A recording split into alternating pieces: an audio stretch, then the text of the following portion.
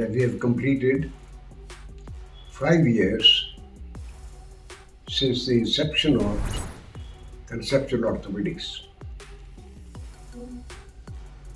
I think whatever has the success been achieved is a reflection of the strength of the team which Dr. Apurv Mehra could gather around him.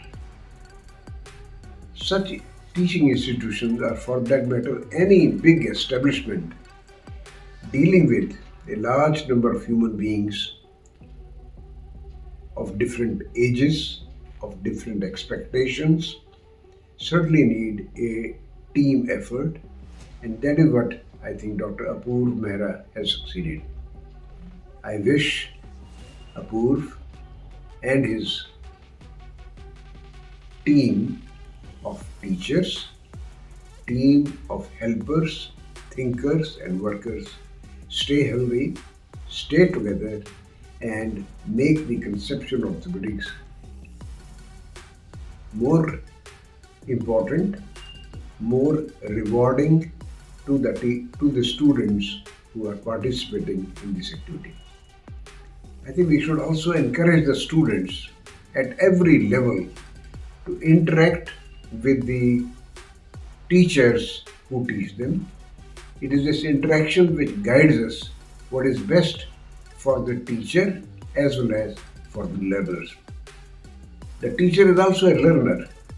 If he is a good teacher, he is learning every day so that we perform better for the next meeting with the younger generation. It's really fascinating to see how much of AI, or artificial intelligence, has come into the teaching process. However, our conceptual orthopedics still maintains do not lose the ground. Take the help of the artificial intelligence activities to optimize what we perform as teachers, as students, as orthopedic surgeons, as clinicians, and as human beings. I wish all of you to stay healthy and perform your duties well. Thank you very much.